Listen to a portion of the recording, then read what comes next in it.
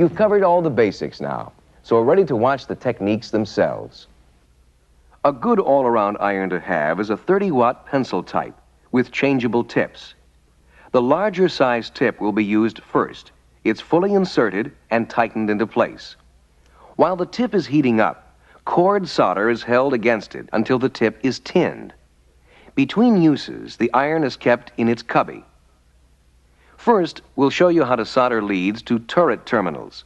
And since the wires are insulated ones, they will first have to be stripped and tinned. Stripping can be done in several ways. One way is with a mechanical stripper. This kind, if it's been properly calibrated to control the depth of the cut, can provide a clean strip and do it without nicking the wire. This type of stripper should not be used. The V-shaped notches in the blades do not conform to a round wire, and nicking the wire is the usual result. Using a knife blade to cut the insulation is another unacceptable method. It's almost certain to damage the wire. A safer and more versatile tool is the thermal stripper, which has a pair of heated tips for melting or softening the insulation rather than cutting it. Teflon insulation is as easy to strip as PVC with a thermal stripper. In use, the stop block assembly is first adjusted to give the proper stripped length. Then the thermal stripper is plugged into a power source, and the tip temperature is set, depending upon the type of insulation on the wire. High for Teflon, lower for PVC. The heating of the tips is controlled by a foot switch. When the switch is depressed, power goes to the tips, heating them instantly. When the switch is released, they rapidly cool. This gives the operator precise control over when the heat starts and how long it stays on. The wire is inserted and held lightly, and the foot switch depressed to melt the insulation. The tool or wire is rotated as penetration occurs. The advantage of a thermal stripper is that it reduces the chances of nicking the wire and safely removes all common types of insulation. It can be used on various types of plastic and on wires of varying thickness, including shielded cable. Before using the iron each time, it is cleaned by first wiping it on a non-contaminating wire brush made of stainless steel. Then it's touched lightly and quickly on a wet sponge. The brush removes any scale or solder residue that may be on the tip. Still there, however, is a thin film of oxide, and the wet sponge is used to shock them off, leaving the surface bright and clean.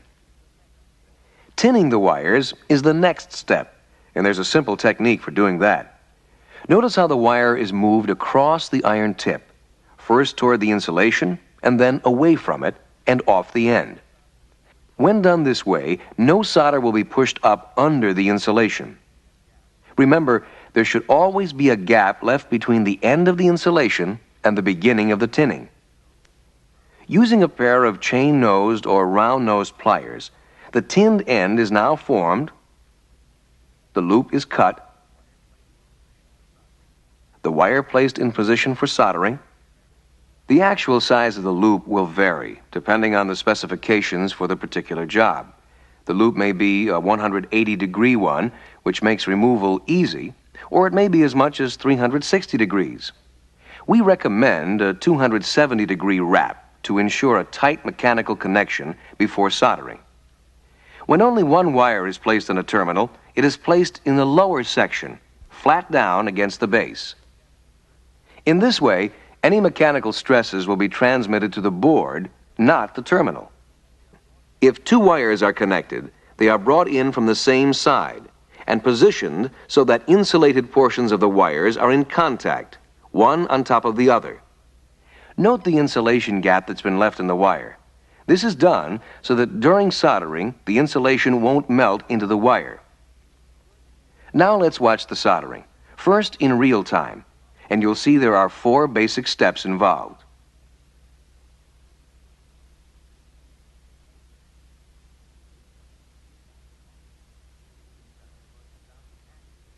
This time we're going to stop the action at each step.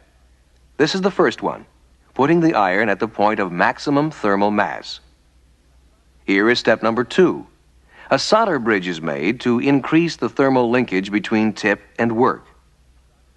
Step number 3. Solder is applied on the opposite side from the iron.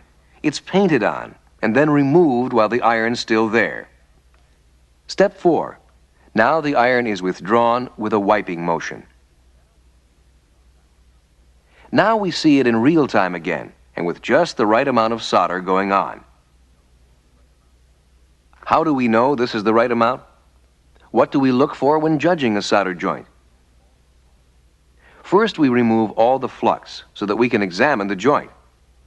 This is the way a good solder joint looks. It's bright and shiny, and the solder has feathered out smoothly, showing good wetting action along all the elements of the joint. The area on the side is known as a fillet, and on a good solder joint, the fillet is always slightly concave. This joint is unacceptable because there's too little solder. The joint may otherwise look good, but there's too little solder on it for acceptable mechanical strength. Also unacceptable is the joint with excess solder. The fillets here are convex, not concave, and the outline of the wire has been hidden in a mound of solder. Soldering for inspectability is a basic rule to follow. It means soldering so that when you're finished, you're still able to see the outline of the individual strands of wire in the joint. This joint has been soldered for inspectability. In this case, there's too much solder on the joint. The outline is gone, and the true condition of the joint cannot be determined.